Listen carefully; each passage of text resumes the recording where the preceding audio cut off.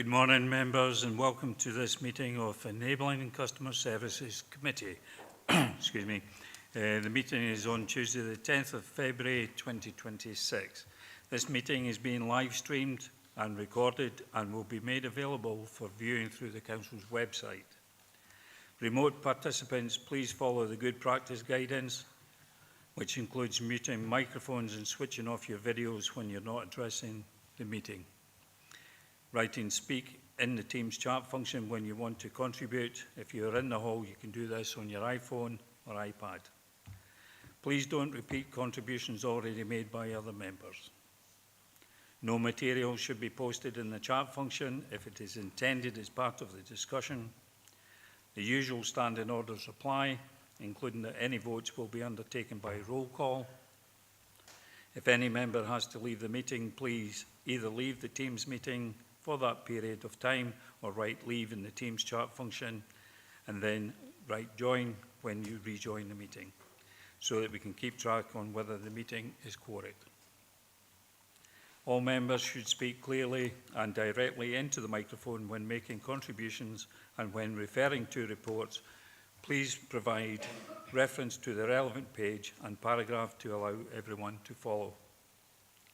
Please focus contributions on areas where clarification is required or to propose an alternative to a recommendation.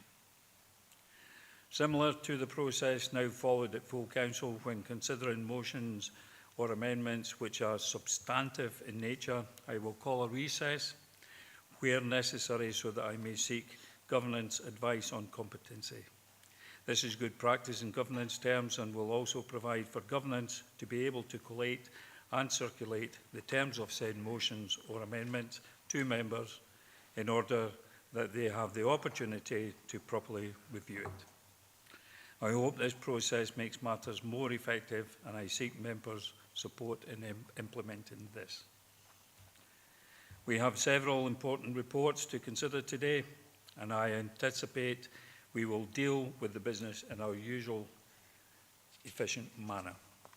So if we go to the agenda proper, item 1 on the agenda is the sediment and apologies. So Nick, can you provide the sediment and any apologies, please?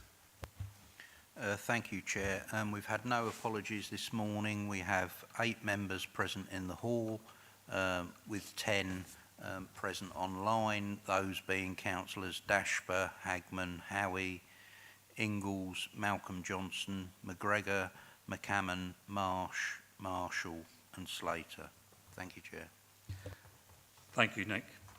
We move on to agenda item 2, which is declarations of interest. So do any members have any declaration of interest or a statement of connection they wish to make? Councillor Daubert. Thank you, Chair. Good morning, everyone. I'm a voting member of the IGB, so statement of connection from that perspective. Thank you. Anyone else? No.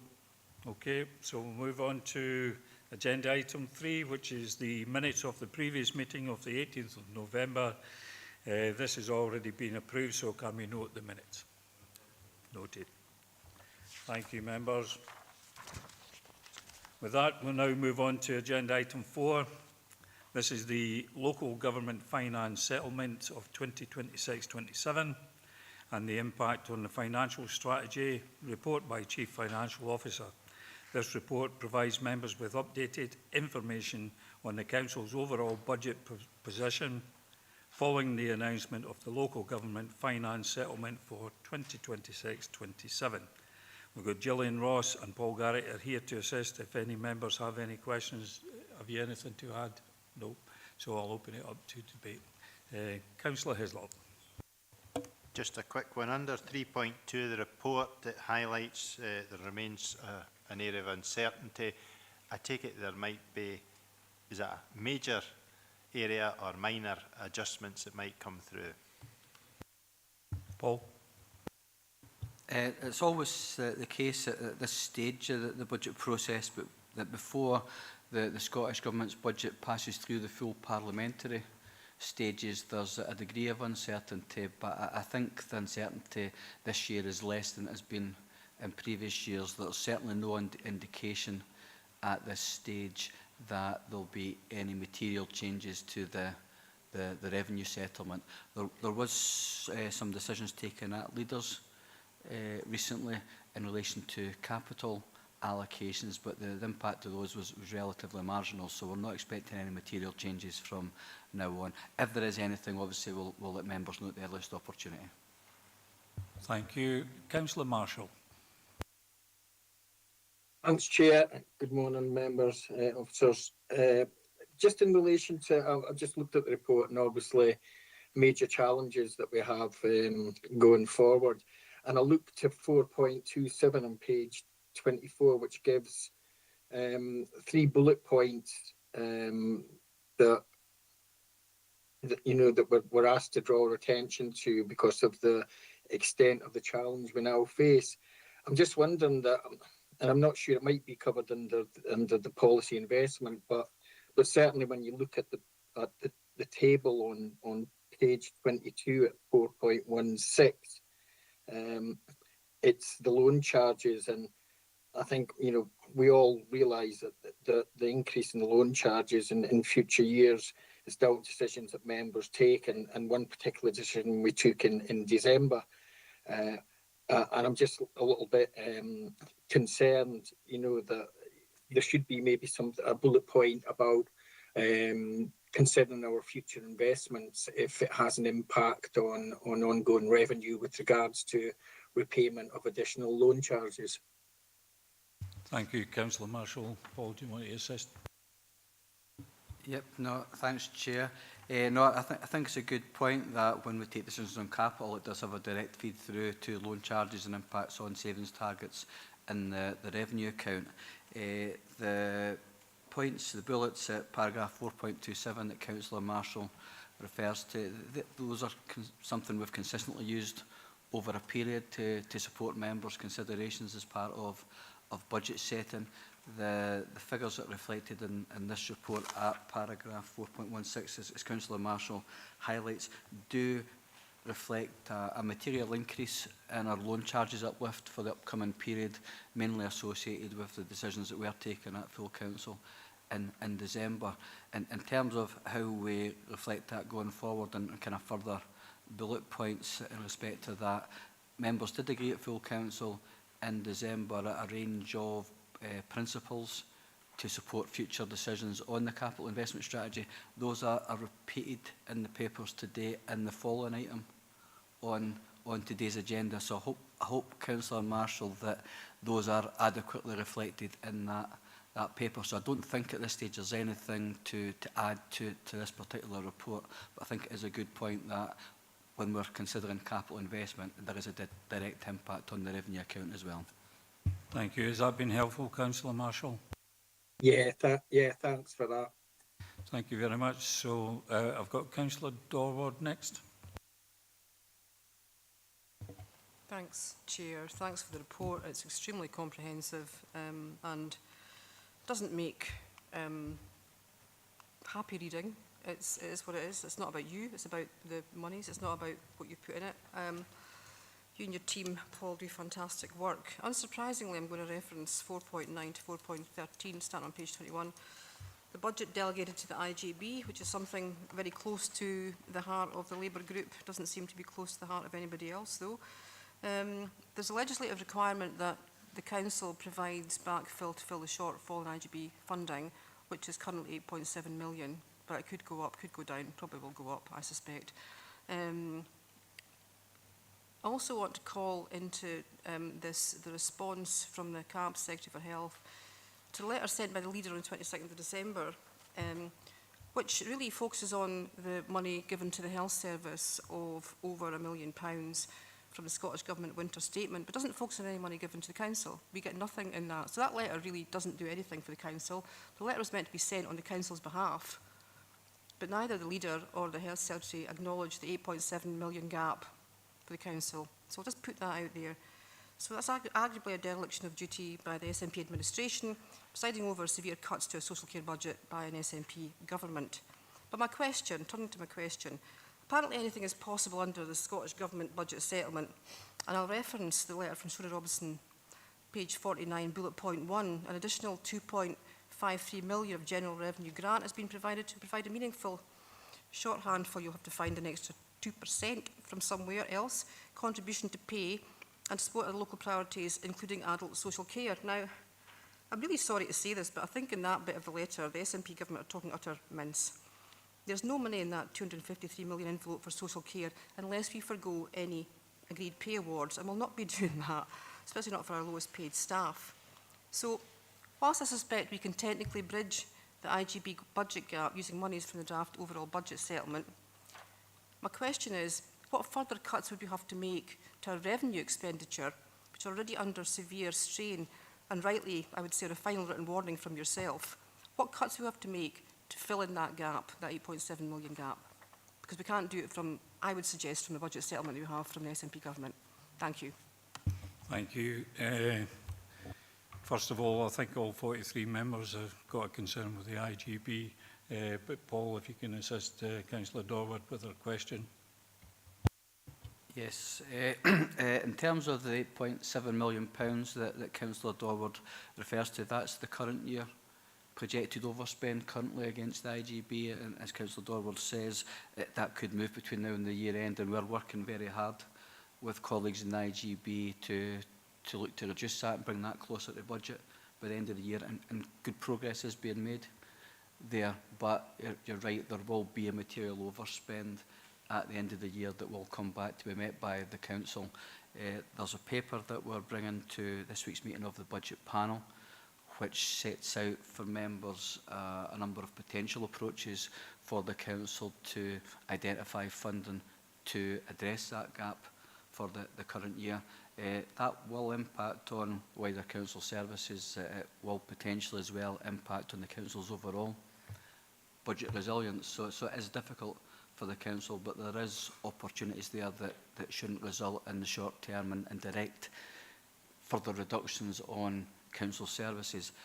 But then that links into what happens going forward, and I think the key thing is to try and work very closely, as we have been doing this year with the IGB, to seek to avoid further overspending in future years, because the Council's ability to meet these issues going forward will be much reduced after that year. So there is a real risk to wider Council services from these issues, but as is reflected in the paper coming to the Budget Panel on Friday, and then it will be subsequently brought more formally to members, there are options there for the Council to consider to address that current year projected overspending. Thank you. Councillor Wilson. Thank you, Chair. This is yet a disappointing settlement for local government, and despite record levels of funding coming from the UK government to the Scottish Government, more than £10 billion than was planned by the previous government before the general election, services provided by local authorities are being forgotten by the SNP Scottish Government. It is the Council who provide a large range of services to help communities thrive, from street cleaning, fixing potholes and running libraries, and a range of local services, teaching our children and paying for teachers and wider school staff, and caring for our most vulnerable people, whether that's supporting kinship care arrangements, putting in place complex care, or delivering services to support elderly people in their own home. It's all these services and more that depend on the budgets we're discussing here, and unfortunately the services that yet again the SNP Scottish Government is overlooking. And therefore I would ask that you, as the chair of this committee, or the council leader, writes to the Scottish Government asking for better funding to enable the councils to deliver vital services. Thank you. Okay, so don't know if anyone wants to respond, but to write to the Scottish Government what's it going to achieve, I'm not quite sure where you want to take that, but Councillor Dorward. Thank you, Chair. I'm happy to second that motion brought by Councillor Wilson. I think what it achieves, whilst the Scottish Government might not respond in the way some councillors might want them to, at least it evidences the fact that we as a council, if that is the case, if this motion is passed, that we as a council are not content with the further real terms cuts in budget that we are receiving from the Scottish Government. You can spin it any way they want, but it's a real terms cut. We are actually facing severe cuts to services. And whilst this is a finance committee, what we're talking about here is severe cuts to social care already ongoing. They're not going to happen. They're already happening. And what they're providing now from the IGB is critical care only. And that's, IGB Chief Officer has said that. So there are massive concerns by constituents and by certain councillors about the shortfall in the budget. So I think it would achieve something. It would set a marker down from this council. Thank you. Okay. Are there any other contributions? Don't see anyone coming in. So, Councillor Slater. Yes, thank you, Chair, and thank you very much for the report today. It's very comprehensive. I just wanted to ask Paul about, it's about the £70 million for the White Sands scheme with the council in the hook for 20%. This is one, where are we here, doubled in cost. The council must contribute 20%. If costs rise again, the council 20%, will it rise with it? There is no public clarity of whether the Scottish Government will continue to cover its share of its costs. There is no published cost cap or cut-off point. The core accountability question, has the council budgeted for future increases, and what happens if the final cost exceeds the current projects? Thank you. Paul? Yep. Thanks, Chair. Thanks, Councillor Slater. Maybe just say that it probably relates more to the following item on the agenda, which relates to the capital investment strategy. But I'm happy, Chair, to answer the question at this stage, just to say that while the Council has not made any specific additional provision within its capital investment strategy for potential further increases in the cost of the White Sands project, there is a risk allowance within the current budget. There is an expectation that the Scottish Government will fully fund their 80% share of the final figure that's reflected in the construction contract that the Council will agree over the next month or so. So we think that there's approaches there that will limit any further exposure to the Council in relation to this project. However, obviously, if that does change going forward, obviously bring that back to members. But it's not something that is viewed as a likely risk at this stage. But obviously, given the nature of the scheme, it will require very, very close monitoring. Thank you. With that, I think we'll just move to the recommendations. So are we happy to note 1, 2, 3 and 4? Yes, I know. I was going to come in on the motion just at the end, and we have a motion put forward by Councillor Wilson, seconded by Linda Dorward, about myself writing to the government. So, Stephen, I've seen you put your hand up. Councillor Thompson. Thanks, Chair. Yeah, so it's probably worth, just as you were saying at the start, we could probably see the terms of the motion and then consider that. I mean, I've certainly written a number of letters on behalf of this council, and I've represented the council at COSLA in terms of health and social care funding, the COSLA lobbying position in terms of that additional money for health and social care. And even though there was an uplift, it wasn't what COSLA asked for, so I think we have to acknowledge that. But equally, whether it's the funding that we did get, would we put a bid in which helps the sort of throughput, which affects both NHS and health and social care, that's welcome, but evidently not enough. So happy to continue to lobby in that respect on behalf of the council. There's no shortage of letters coming out of my outbox seemingly at the moment, and that's fine. So as long as it's consistent with the lobbying strategy, I don't mind writing if that's a support to the council, but it'd be helpful to see the precise terms of the motion if there is one. Thank you. Thank you. So I'll go to the mover.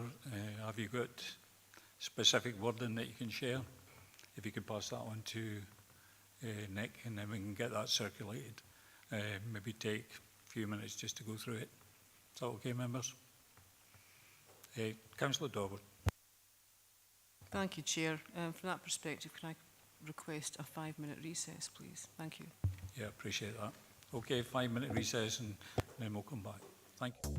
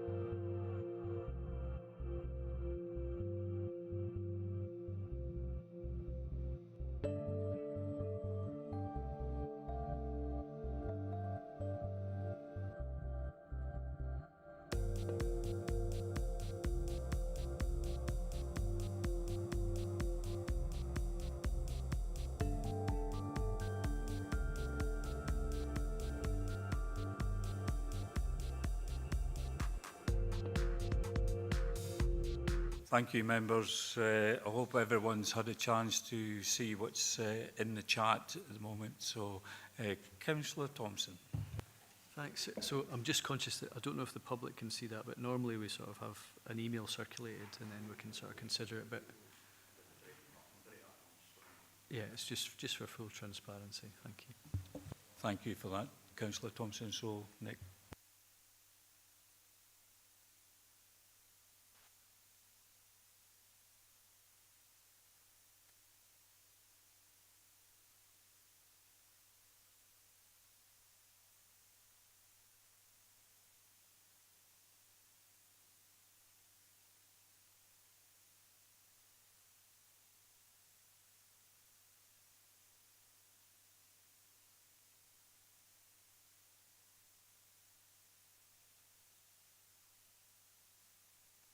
Is that okay for everyone?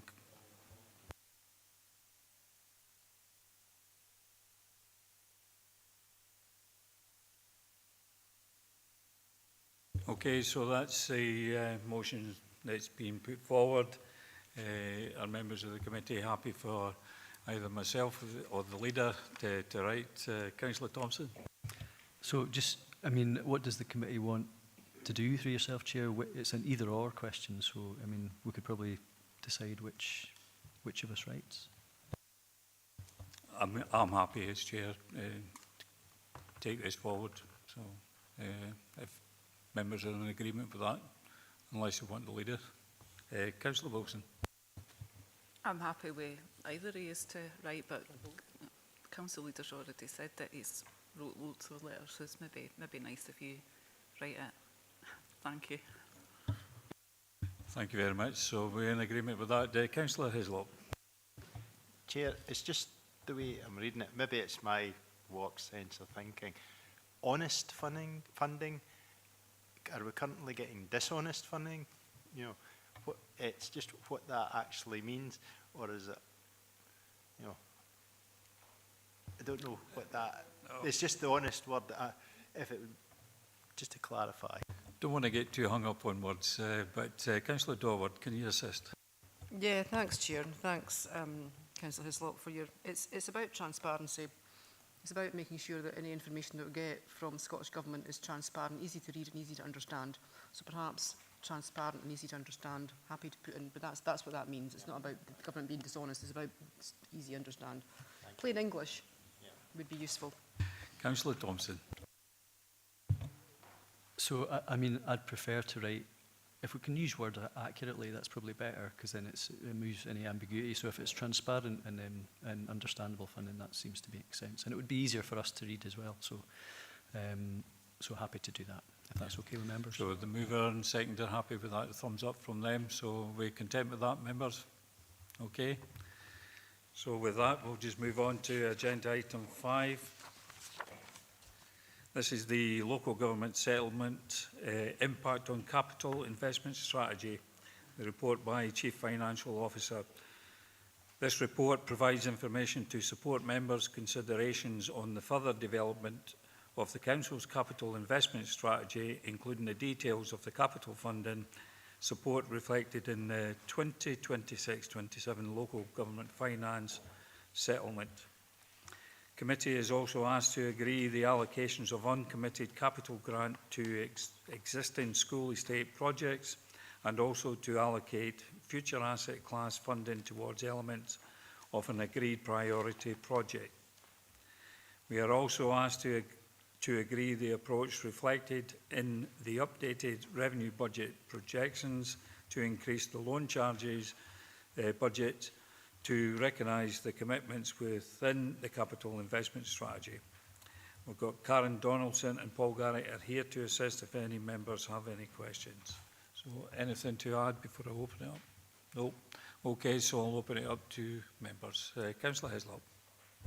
Chair, there's been additional funds put in for some projects. However, one of the big ones coming forward is the Kirkcudbright Bridge. There's no funding at all in there. I would have thought we would have had some funding to reflect possible design works, because I think we'd do that through the capital programme now. Should we be looking to actually have a some money put in there to allow us to at least design the bridge so that we can find out the final cost at the end. Thank you, Councillor Hislop. Paul? Yeah, just to say, in the current year, the council has approved £100,000 to support the initial development of the Kirkcudbright Bridge replacement project. The project's not at the stage yet where the results from that initial work have come back to inform what future allocations require to be. So that's why there's nothing reflected in the 26-27 onwards capital investment strategy at this stage.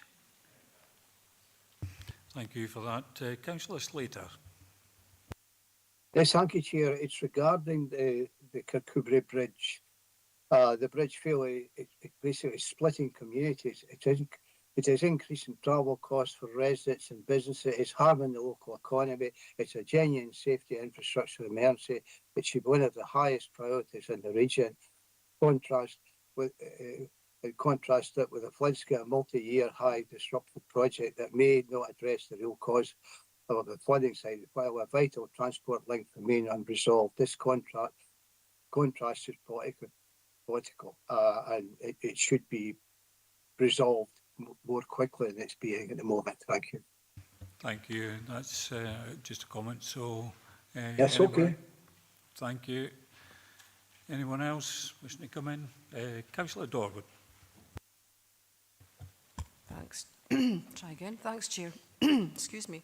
And thanks for the report. It's a bit like Groundhog Day, though, because we had some similar asks at full council on the 11th of December, specifically in relation to 2.6, the recommendation, and 4.10 on page 6 of the report. So I'm sure what we did at full council, if I can recall, was we said yes to the recommendations, and yes to looking at capital spend, and yes looking at loan charges, and this is where you put us on a final written warning, I think, as a Chief Financial Officer in terms of how we spend our money. But we've incurred more loan charges going forward, so we didn't actually, as a council, I would suggest, pay much attention to that. I would hope that where we are now, with the increase in loan charges going forward for significant increases in capital spending, that we do pay, this is a statement, sorry, Chair, but it's something that I think needs to be said, that we do pay attention, very close attention to this, because if we don't, we incur a risk of actually reducing the revenue spend even further and increasing loan charges for the foreseeable future. I think, I don't know, is it 30 years? And you can clarify that for me. 30 years of loan charges, which will not be our responsibility because we won't be here. Well, some of us might be, but I certainly won't. Well, I won't be here. Might still be around, but I won't be here. I don't think. Heaven forbid. But that is a huge burden for the council going forward. So I think just a plea to my fellow councillors on this committee and fellow councillors across the whole of the council. Can we actually, if we make a recommendation and agree it, can we stick to it going forward? Thank you very much. Thank you. So I think you were kind of seeking assurances. Yeah, I'm getting nods from Paul. So, yeah, points noted. Anyone else? Don't see anyone wishing to come in. Councillor Marshall. Yeah, it's just a little bit. It's just with regards to 4.12 and some of the suggestions for reducing the amount of capital we need to borrow for the Stranraer Marina project, and it's listed in the table at 4.12, and that's taken some considerable amounts of money out of the public realm asset class and the economic development asset class. And the question really is probably I can answer myself, is that this will have a significant impact on the other projects within these asset classes. So, will it have an impact? Yes, Paul. Do you want to come in? Well, I mean, I think that is a fair comment. We have undertaken discussions with the relevant lead officers for these asset classes to determine the amounts that could be released to support the investment requirements reflected in the overall strategy. But it absolutely is the case that obviously that does take away funding that could have been applied for other initiatives within that asset class. yeah, thanks for that. So I think members recognise that. Don't see anyone else wishing to come in, so we'll move to the recommendations. Recommendations are to note 1 and 2, agree. 3, which is the current uncommitted climate emergency grant for 25-26 of 1.575 million, and the 26-27 allocation, when distributed, is held to support the required heating and energy efficiency related spends required as part of Dumfries Academy Lorburn Primary Refurbishment Project, as detailed in paragraphs 4.8. 4 is to agree the economic development and public realm asset class contributions to help offset the additional borrowing required for the Stranraer Marina project, as detailed in paragraphs 4.12. 5 is to agree the required approach to increasing the loan charges budget over the upcoming period, as set out in paragraphs 4.13 to 4.19, noting that these increases are now reflected within the updated revenue budget projections and associated savings targets reflected in the separate report on this agenda.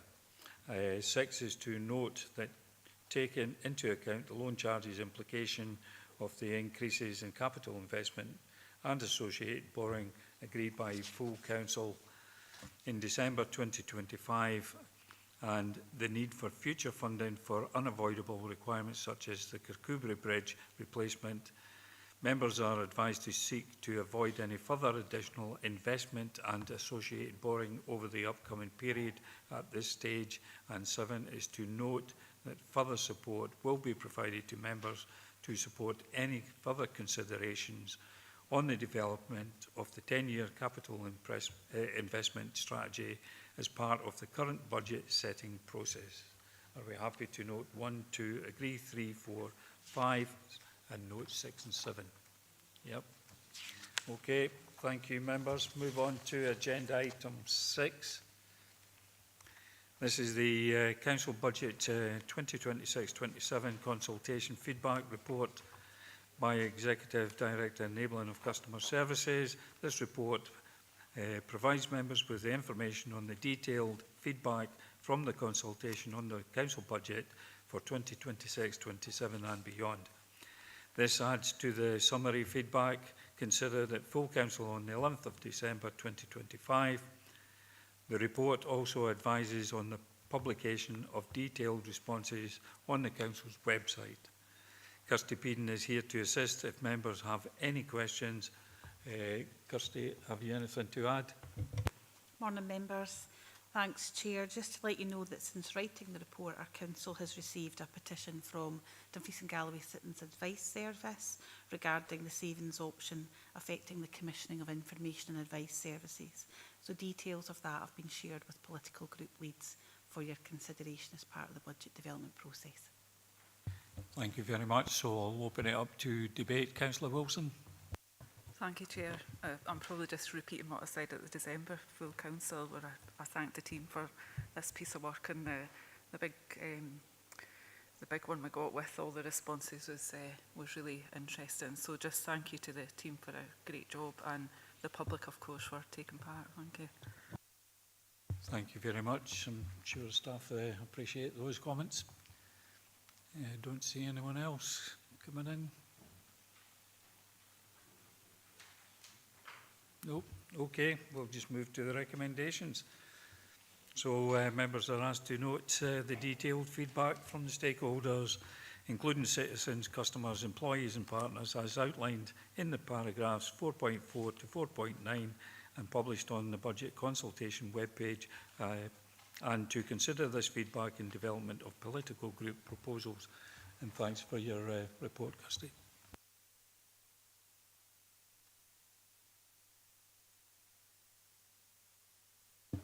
Now move on to agenda item 7. This is the Council Revenue Budget Monitoring Report 2025-26 for the period that ended in the 31st of December 2025, Q3. Members are provided with the overall of an overview of the Council's overall financial performance for the current financial year as at the end of Q3 and the main financial pressures that are anticipated to impact the Council's position. We've got Gillian Ross and Paul Garrick are here to assist. If members have any questions, anything to add? Okay, so I'll open it up to members. Councillor Marshall. Thanks, Chair. Yeah, it's 4.19, delivery of agreed saving measures, page 96. I've already kind of echoed my disappointment and our group's disappointment at the failure of E&I to manage to actually save, well, just over half of the predicted savings, which equates to I think the over £500,000. My direct question was just with relation to the 564 coming from the change fund. Is that the only alternative that is open to us, to use the change fund? Because a bit loath to dip into the change fund again to kind of act as a stopgap for failure in delivering budget savings. And also maybe just to let us know what reducing on 4.20, the co-locating services, which again we're disappointed we couldn't achieve, but we're also now asking for it to be reduced from 100,000 to 50k, and what effect that will have going forward. Thank you, Councillor Marshall. Gillian. Yes, thank you, Councillor Marshall. As you indicate, it is currently anticipated that the shortfall in delivery of savings will come from the change fund. However, we always try to seek with services to cover any shortfalls within their service in the first instance. However, as you'll note within the report, we are projecting a slight overspend within economy and environment, which suggests at this point in time that may not be possible. However, that would always be our first opportunity in terms of that. So we will seek to minimise the impact on the change fund at the end of the financial year, depending on the overall position. In terms of the second point in relation to co-locating services and the request, that is obviously, as we've highlighted, in recognition of the challenges that have been experienced in the delivery of that to date. In terms of the financial impact of that, that's already reflected within the funding gap that we considered in the earlier item in terms of the impact of the settlement. There was a small section, I think, within the appendices which set out the impact of that, as well as within the main report in terms of the overall savings that are available within there. Hopefully that assists, but happy to clarify further. Thank you. Has that been helpful, Councillor Marshall? Yes, that has. Thank you, Julian. Thank you very much. Councillor Hislop.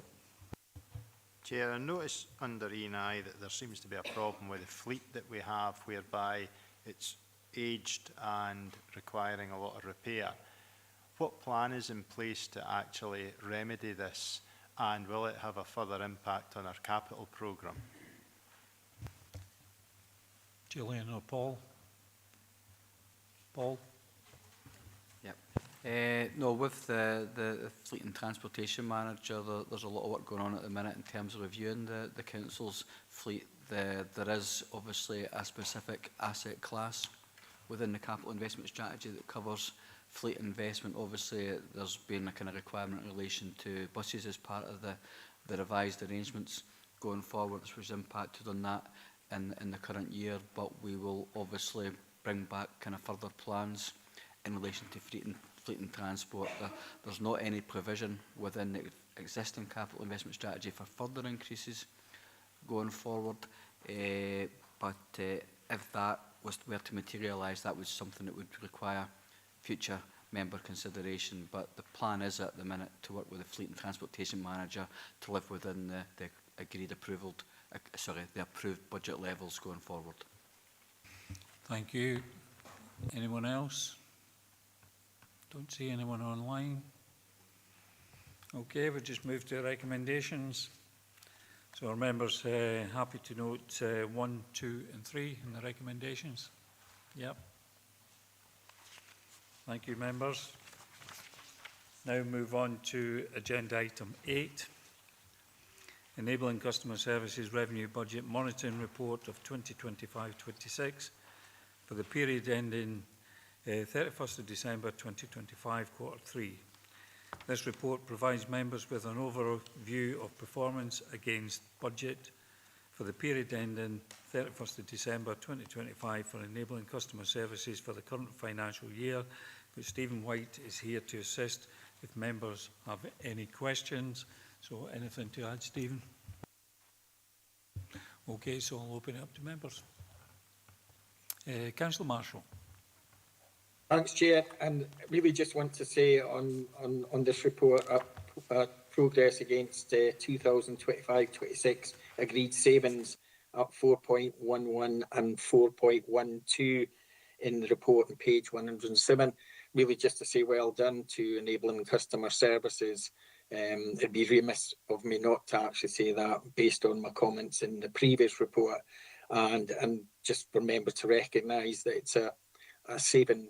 It's over 1 million as well, and we're forecast to achieve all those savings by the end of the financial year. So just well done to everyone in the team. Yeah, I'm sure that's appreciated by the staff. Yes, thank you. Any other comments, questions? Sean, you've still got your hand up. Is that a legacy hand? I think it's down now, Chair. Okay, with that then we'll just move to the recommendations. So are members happy to note 1 and 2? Yep. Thank you, members. Thank you for the report. Move to agenda item 9, which is the Capital Investment Strategy Monitoring Report 2025-26, quarter 3. Members are presented with an update on the 10-year capital investment strategy and an overview of the financial progress of the capital programme for the current financial year based on the position as at the 31st of December 2025. We've got Karen Donaldson and Paul Garrett are here to assist if members have any questions. So anything to add? Okay, nothing to add. I'll open it up to debate, comments, questions.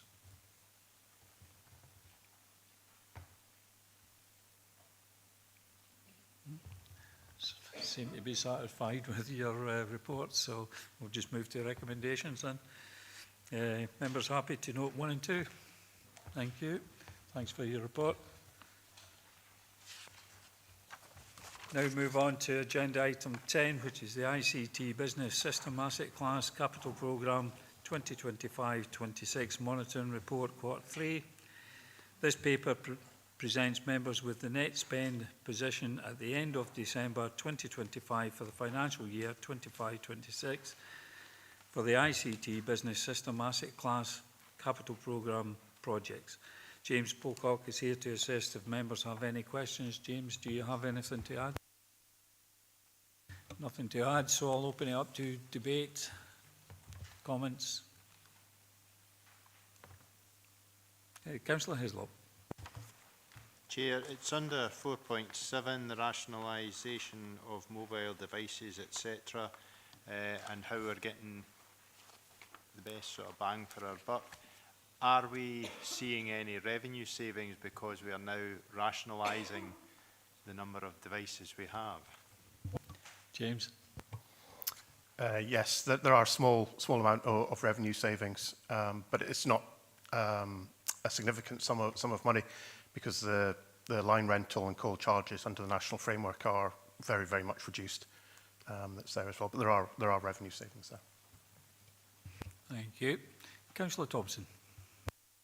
Yes, on paragraph 4.10, in terms of the cloud migration, I was just wondering, that's obviously a change to the procurement, you know, it sort of led to something and we're not taking it forward, so it was just to get a better understanding on what's actually going to happen with that.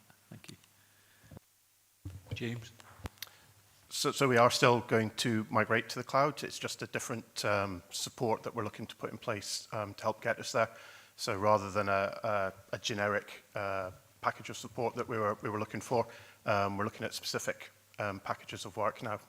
We think there's some work we can actually do ourselves rather than requiring external support. So the intent is still the same. It's just a different way of doing it. Councillor Thompson.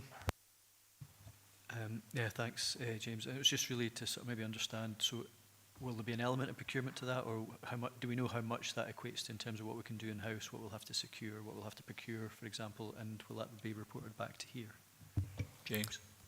Yes, there is a procurement element to it, and we're working with colleagues at the moment to kind of scope and deliver that, and we'll report it back through committee at the next report. Thank you.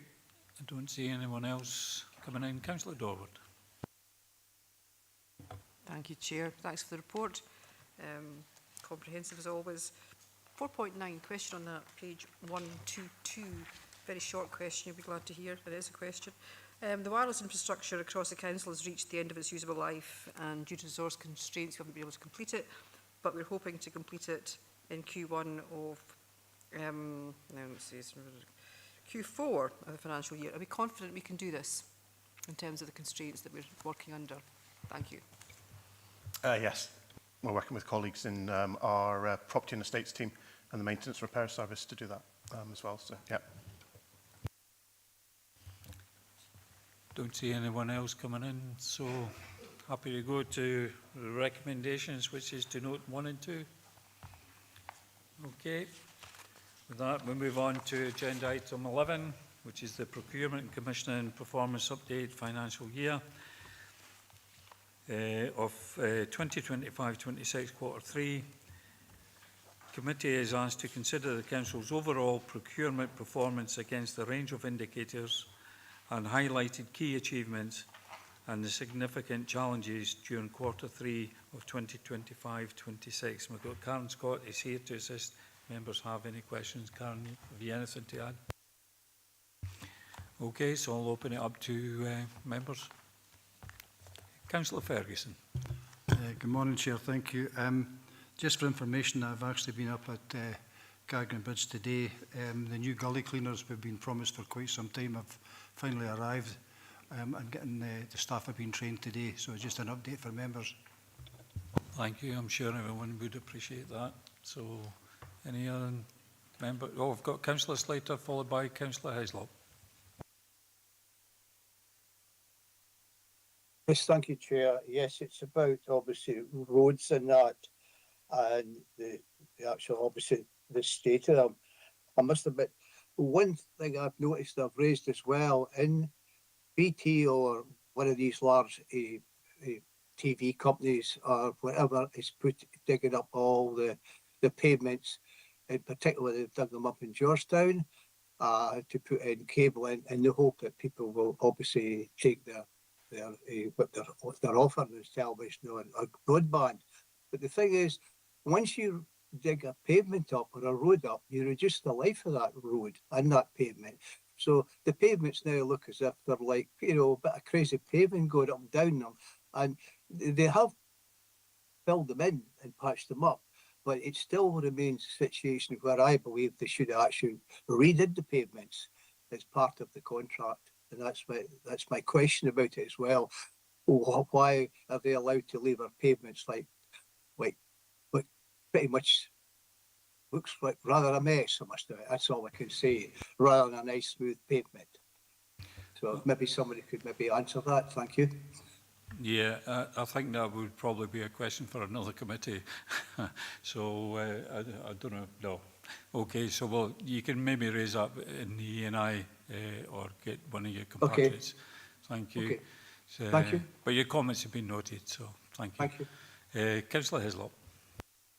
It's on page 135, areas of spend which could not be matched to a compliant contract.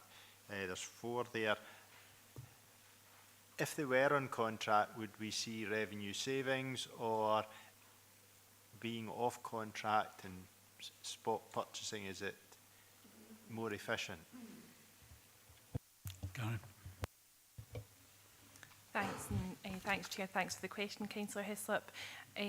These are areas that we are targeting to bring onto compliant contracts, but it's a wider piece of work. So the work that we're taking forward in each of these areas, we are aiming to achieve savings and address the compliance issues at the same time. That's not to infer that having a compliant contract or not delivers the saving, but we are looking at that as a holistic piece of work to achieve both. Thank you very much. Councillor Ferguson. Yeah, it's actually on the same area. It's the final bullet point about the agency spend for planning officers. I'm assuming that's where it's not financially viable to employ them ourselves. Very rare specialist occasions that come. Karen. Thanks, and thanks for the question, Councillor Ferguson. The particular issue in relation to the senior planning officers and the agency spend has been brought about by the fact that we've not been able to attract suitable talent into the organisation, but obviously we still have the business demands that need to be met, and therefore we've outsourced in this way as a temporary solution, whilst the service are obviously working up longer term plans to try and develop their own talent or attract suitable talent into permanent roles within their structure. Councillor Yeah, Ferguson. and I'm led to believe we're actually starting to grow your own planning officers, is that right? I think that's maybe a question for you, sorry. Yeah. Okay. Anyone else? Councillor Dawood. Thanks, Chair, and thanks for the report. I did ask this question at the last meeting, and I'm going to ask it again, just maybe from a different perspective. I think it's really good. Page 129, 4.1.1, 30 community benefit outcomes delivered is really good. And there's reference to that on page 137, if I'm right, which is great. But I've asked this already. It's just to get some reassurance. I know there are 20 contracts awarded during the reporting period, also included new community benefit commitments to be delivered during the life of these contracts. Now, we've debated and discussed the amount of money we're spending on capital projects, which will probably be, you know, including getting outside contractors to do some work for us at some point in time. Are we going to have a more robust, and it's very difficult, I get it, but if you have massive amounts of capital spend and perhaps one or two organisations, like the high school, for example, who have a huge payment from the council, are we going to be somewhat more robust, or review how we do the social benefits in terms of making them more, what's the word, more employment focused? Does that make sense? So that we can offer things to our young people or our less young people, doesn't matter, I'm not being ageist, in terms of employment opportunities. I know you're doing a lot of work with smaller organisations. They get it's not social benefits, but they get to sort of tap into the contracts, which I suppose is in a broader sense a social benefit. But could we do some more in terms of employability with the new contracts coming along? Thank you. Thank you. So help for all ages. Karen. Thanks, and thanks for the question, Councillor Dorwood. Obviously, the high school model we have, you have raised in previous committees, and we are looking at learning and using that model where we have targeted, and we've worked alongside education and employability colleagues closely with the contractors and those colleagues and our community benefit officer, trying to facilitate and encourage more meaningful employability type benefits to be delivered. We're looking to deploy that as an approach on any of the major capital schemes, and we're also looking at our kind of approach to managing suppliers as well, where they might win one or two, or they might be winning multiple contracts, which might be 100, 200k in value, which in its own right might not signal enough to kind of warrant some of those employability type or employment type benefits, but actually where they're winning multiple contracts and we start to see that pattern of spend, again, we're looking to have supplier management review meetings whereby we would try and almost trade off some of the smaller benefits in exchange for some of the more impactful longer term benefits as well. So that's something we're looking at introducing in the new financial year, and where we'll start to meet those suppliers in that type of way where they've got recurring or multiple contracts with the council as well. Thank you very much. Anyone else? You want to come back in, Councillor Dorwood? Thanks, Chair. That's extremely encouraging. I think that's the right way to go, so thank you for that. Thank you. Don't see anyone online, no one else in the room, so just move to recommendations. So we're happy to note the report. Yep, thank you very much, and thanks for your report. So item 12, any other business deemed urgent. I've not been notified of any urgent business. I'd like to thank members and officers for their attendance today, and I will now bring the meeting to a close. Thank you.